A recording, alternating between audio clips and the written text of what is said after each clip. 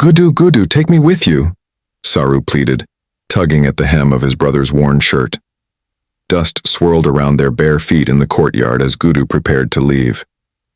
The setting sun cast long shadows, painting the mud walls in hues of orange and brown. Gudu sighed, his face etched with a weariness that belied his young age. Saroo, you know I can't. It's late, and the work is hard. He adjusted the small bag slung across his shoulder, the meager contents promising a night of backbreaking, labor at the train station. But I want to see the trains, Saroo insisted, his eyes wide with longing. He imagined the roaring engines, the screech of brakes, the endless stream of faces passing by. It was a world beyond their small village, a world he desperately wanted to experience. He jumped in front of Gudu, blocking his path. Please, bye. I'll be good. I promise.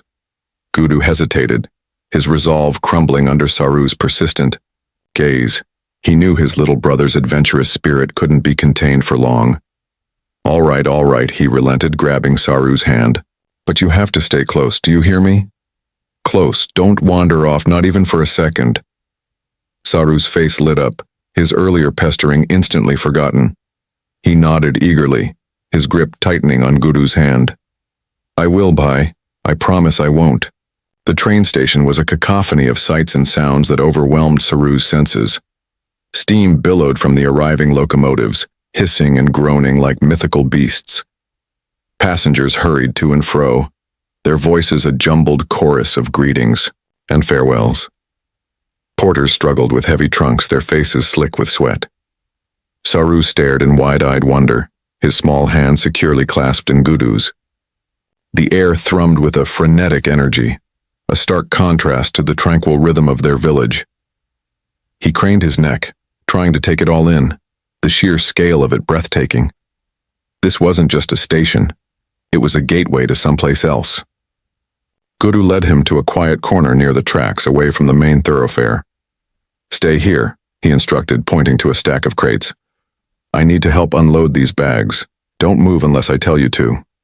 Saroo nodded, perched on the crates like a small king surveying his kingdom. The rumble of the trains vibrated through the ground, sending shivers of excitement down his spine.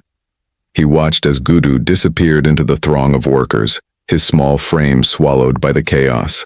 He felt important being here, a part of this grand, chaotic spectacle. Lost in the crowd, sleep tugged at Saroo with relentless force. He fought, head nodding, a small, frustrated sound escaping him each time his chin met his chest. The train station, usually a vibrant, bustling hub, had become a source of quiet seduction, its announcements a droning melody, the shunting of trains, a gentle rocking. Gudu, ever vigilant, gave him a nudge. Saroo, you're dozing off here, he offered, tapping the weathered bench beside him. Lie down for a minute, I'll keep watch. Saroo hesitated, reluctant to burden his brother, to slow their progress.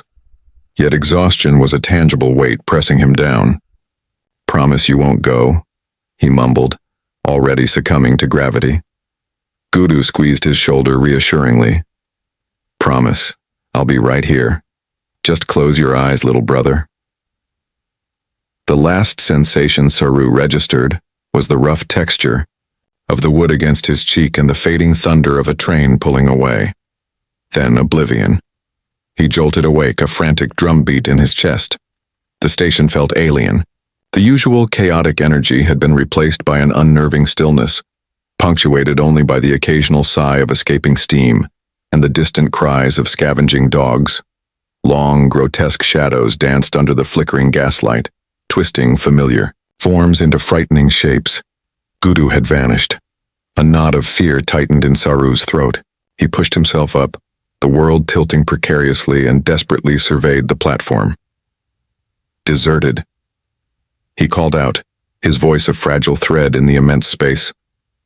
Gudu? Gudu? Only silence echoed back. A wave of dizziness threatened to topple him. He stumbled to his feet, legs unsteady, and began to walk, then sprint along the platform's edge, peering desperately into the gloom. Where was he? Where had Gudu gone? The station, Once a place promising excitement and new experiences, now loomed vast and menacing, a bewildering maze of shadows and unanswered pleas. He stood utterly and completely alone, terror constricting his breath. The wrong train. Gudu! Gudu, where are you? Saroo's voice cracked, raw with fear. The train station swirled around him, a chaotic ballet of hawkers yelling, families, rushing, and the constant deafening clang of metal on metal. He pushed through the crowd, his small legs pumping, searching for his brother's familiar face. The image of Gudu's mischievous grin, usually a source of comfort, now felt like a cruel taunt. He spotted a train, doors still open, about to depart. A desperate hope surged through him. Maybe, just maybe, Gudu was on board, thinking Saroo had already left. Without a second thought, Saroo darted towards it, ignoring the shouts of the vendors he bumped into. He scrambled up the steps, his tiny hands gripping the cold metal railing. He scanned the compartments, each filled with a kaleidoscope of faces, weary travelers, laughing children, sleeping men. Gudu? He called out, his voice barely a whisper against the rising rumble of the train. No one seemed to notice him. Then with a jolt, the train lurched forward. Saroo stumbled, grabbing onto a seat to steady himself. Panic clawed at his throat. He lurched towards the open doorway, intending to jump, but the train was already gathering speed, blurring the platform into a streak of gray. Fear, cold and sharp, pierced through him. He was trapped. He watched the familiar landscape of Khandwa disappear in the distance, replaced by an endless blur of fields and villages he didn't recognize. Tears welled in his eyes, blurring his vision further. Gudu was gone, and now so was everything else. He was utterly, hopelessly lost. The rhythmic clatter of the train wheels became a mocking soundtrack to his despair, each beat a hammer blow against his fragile hope. Where was this train taking him? And would he ever see his family again? Kolkata's streets. The crush of bodies was a relentless tide, pulling Saroo this way and that. Faces, brown and weathered, rushed past, none familiar, none offering a flicker of recognition.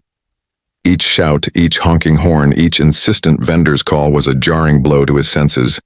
He called out, "Bye! Bye!" the Hindi word for brother, until his throat was raw but his voice was swallowed by the din. The sense of spices, exhaust, and something indefinably rotten mingled in the air, thick and heavy. His stomach gnawed at him, a painful, insistent reminder of his hunger. He approached a food stall, the aroma of frying samosas almost unbearable. He held out a trembling hand to the vendor, a burly man with a stained apron. "Kana, please," he mumbled, his voice barely a whisper. The vendor glared at him, his eyes narrowed with suspicion. "Go away, little beggar," he spat, waving him off with a dismissive hand. "I have no food for you." Saroo stumbled away, tears blurring his vision. He tried again at another stall, and then another, each encounter ending with the same rejection. Despair began to creep in, a cold, suffocating blanket. As dusk settled, casting long, menacing shadows, the streets became even more treacherous. He huddled in a doorway, trying to make himself invisible, but a group of older boys spotted him. They circled him like vultures, their eyes glinting in the dim light. "Look what we have here," one of them sneered, reaching out to grab his arm. "A lost little lamb." Saroo flinched, fear surging through him. He knew he was no match for them. He darted out of the doorway, weaving through the crowded streets, the boys hot on his heels. He ran until his lungs burned and his legs ached, finally losing them in the labyrinthine alleys. He found himself in a dark, deserted lane, the silence a stark contrast to the cacophony of the main streets. He collapsed against a wall, exhausted and terrified. The dream his mother had would come true, he was afraid. He was alone, hungry, and lost in a city that seemed determined to swallow him whole. A new home, far away. Kindness arrived as a woman etched with weariness around her eyes, her touch featherlight. She coaxed him from his refuge beneath the market stalls, offering flatbread and a murmur, a sound gentle despite its unintelligibility. Soon enough, he was crammed into the back of a jeep, lurching along sun-baked tracks until they stood before a building imprisoned by high walls and gridded windows. An orphanage. A cacophony assaulted him. The cries, shouts, and rapid fire, chatter of children speaking languages he barely grasped. He instinctively gripped the woman's hand, but she eventually unfurled his fingers, leaving behind only a fleeting pat, a promise lost in translation. Days blurred into weeks. He repeated his given name, Saroo, and the phonetically reconstructed name of his village, Ginesle, attempting to plant the seeds of recognition, but finding only blank stares. Frustration soured into despair. He longed for the familiar scent of his mother, the savory comfort of her cooking, the solid warmth of Gudu's small hand in his.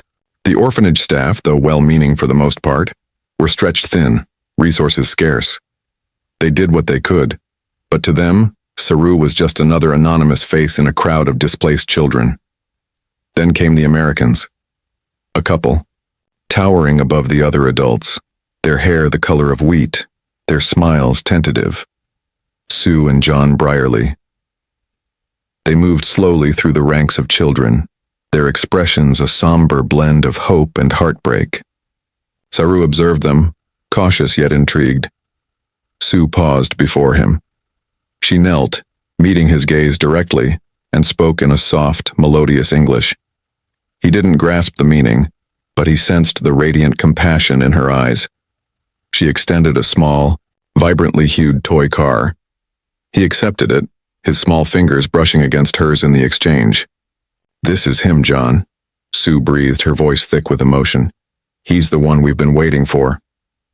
John nodded, his gaze locked on Saroo.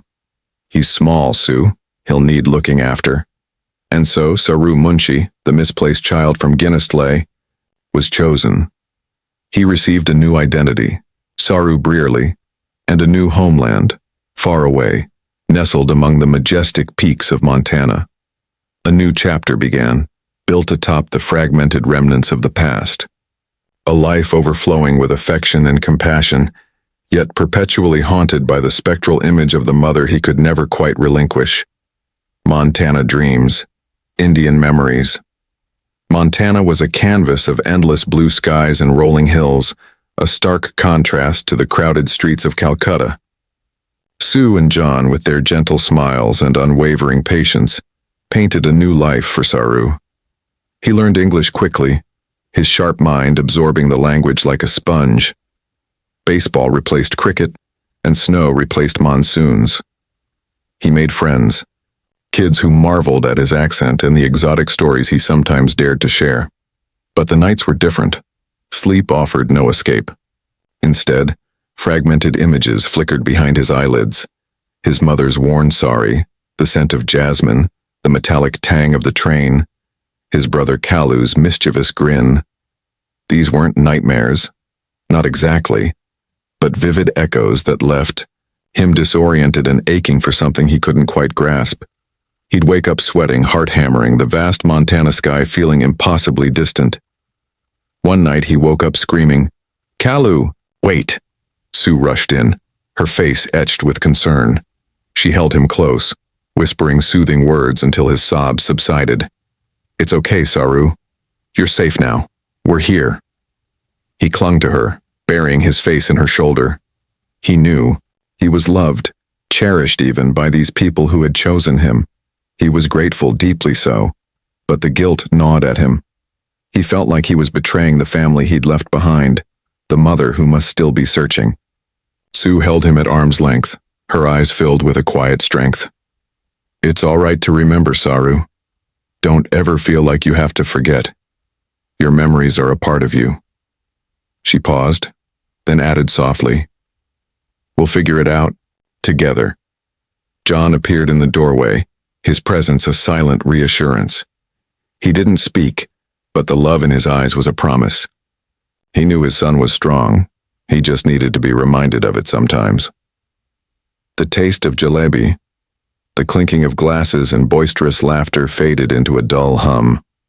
Saroo stared at the plate in his hand, the syrupy, pretzel-shaped confection, shimmering under the party lights. Jalebi. He hadn't seen one in decades. The scent alone, a cloying sweetness laced with cardamom, was enough to crack open a vault in his mind. Suddenly he was 5 again, standing barefoot in the dust, the sticky treat warm in his small hand. His brother Kalu was laughing, his teeth stained orange with sugar. His mother was haggling with the vendor, her sari a vibrant splash of color against the drab landscape. The sounds of the marketplace, the smells of spices and smoke, the feel of the sun on his skin, it all crashed back with overwhelming force. He choked down a bite. The taste was exactly as he remembered, an explosion of sugary bliss that quickly turned bittersweet. Tears pricked at his eyes. He turned away from the crowd, needing to regain control. "Saroo? You okay, mate?" David, his friend from work, clapped him on the shoulder. He swallowed hard. "Yeah, fine, just memories." He found himself recounting the story he usually kept buried. The train, the fear, the orphanage, the adoption. He spoke of his mother, his brother, the village he couldn't name. "You should find them, Saroo," Emily, David's wife, said, her eyes full of sympathy. "You have to try." The idea, once a faint flickering ember, roared to life. He knew it wouldn't be easy. He had so little to go on. But the taste of jalebi had reawakened a longing so profound, so primal, that he couldn't ignore it. That night, Saroo sat at his computer, the glow of the screen illuminating his determined face. He typed India into Google Earth. The world map spun, then zoomed in on the vast subcontinent. It was like searching for a single grain of sand on a beach stretching for miles. He remembered a wide river near his village, a bridge and a train. Station, Ganestale. Or was it Ginesle? The sounds twisted in his memory. He started to scroll, meticulously scanning the landscape, his heart pounding with a mixture of hope and dread. He would recognize it. He had to. Searching the world, the glow of the laptop screen illuminated Saroo's face, highlighting the dark circles under his eyes. He hunched over the keyboard, fingers flying across the keys as he adjusted the zoom on Google Earth. India stretched before him, a vast tapestry of greens and browns, crisscrossed by rivers like veins. He scanned railway lines, tracing their paths from major hubs, hoping to recognize a station, a bridge, anything that sparked a memory. "Anything, Saroo?" Sue asked softly, entering the room. She carried a mug of tea, its steam curling towards the ceiling. He shook his head, not lifting his gaze. "Nothing yet. It's big." Sue placed the tea beside him. "You'll find it. Love, I know you will." Her voice was warm, but he detected a tremor in it. He knew she worried. They both did. What would happen if he found his family? Would he stay here, in Montana? Or would a piece of him always remain in that dusty village? He barely remembered. John wandered in, adjusting his glasses. "How about some fresh air, son? You've been at it for hours." "Just a little longer," Saroo mumbled, zooming in on a cluster of small towns. He was looking for a specific bridge, one made of red brick, near a wide river. He remembered playing there with his brother Gudu. A bridge, they called. What was it? He racked his brain, the image flickering like a faulty light bulb. He scrolled further, his heart pounding. There, a river, a bridge, red brick. He zoomed in closer, his breath catching in his throat. It wasn't quite right. The shape was off, the surrounding landscape unfamiliar. Disappointment washed over him, bitter and heavy. He closed the laptop with a sigh. Sue and John exchanged a worried glance. They knew this was more than just a search. It was a journey into Saroo's soul, a quest to reclaim a part of himself he thought lost forever. And they were terrified of what he might find, and what it would mean for their family. They loved Saroo fiercely, desperately, and the thought of him leaving, even emotionally, was a pain they couldn't bear to contemplate. A mother's dream. The endless scroll of Google Earth blurred before Saroo's eyes. Weeks he'd spent like this, chasing phantom memories across the vast tapestry of India. Then, a jolt. There, nestled beside a muddy river, a cluster of bulbous, dark rocks. They jutted from the earth like the backs of slumbering beasts. The train was close. A raw, visceral memory flooded him. The feel of rough stone beneath his small hands, the metallic tang of the nearby tracks, the acrid smell of coal smoke. It was undeniably, inescapably it. He booked a flight the next day. Sue, her face etched with worry, squeezed his hand at the airport. "Be careful, Saroo, and call us." He knew her fear wasn't just for his safety in a foreign land, but for the possibility that finding his past would mean losing him altogether. He hugged her fiercely. "I will. Thank you. For everything." The train coughed and screeched its way across the Indian landscape, each mile a hammer blow against the wall he'd built around his past. He hired a jeep in a bustling, chaotic town he vaguely remembered the name of. The driver, a wiry man with knowing eyes, listened patiently as Saroo described the landmark rocks. The village was smaller than he remembered. The colors faded. The air thick with the scent of wood smoke and spices. He wandered through the narrow dirt lanes, a stranger in a familiar land. Children stared, dogs barked, and the faces of the women were lined with a life he'd escaped. He spoke the name he remembered. "Kamla? Does anyone know Kamla Munshi?" An old woman, her eyes milky with age, pointed a gnarled finger towards a small, mud brick hut on the edge of the village. He approached, his heart a frantic drum against his ribs. A woman emerged, her face etched with worry lines, her hair streaked with silver. But her eyes were the same warm brown he remembered. "Saroo?" she whispered, her voice trembling. He rushed forward, engulfing her in an embrace that spanned 2 decades in an ocean. "Ma," he choked out, the word rusty from disuse. Later, sitting on a woven mat in her humble home sipping sweet milky tea, Kamla held his hand, her grip surprisingly strong. "I knew you were alive," she said, her voice soft but firm. "Every year on your birthday, I would have a dream. I saw you far away but safe. I knew you would come back."